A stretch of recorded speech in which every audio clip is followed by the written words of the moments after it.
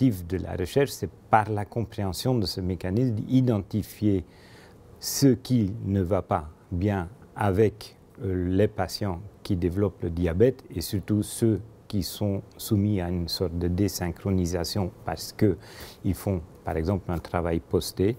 Et par cette compréhension, on peut imaginer d'identifier par la suite des approches thérapeutiques. Vous prenez un vol de Paris à Los Angeles, votre corps se déplace, arrive dans l'après-midi, alors qu'il pense déjà que c'est la nuit. Et plein de mécanismes métaboliques qui se mettent en route sont désynchronisés. Par exemple, on a la température corporelle qui baisse la nuit, c'est bien connu. Quand on est dans son lit, la température baisse.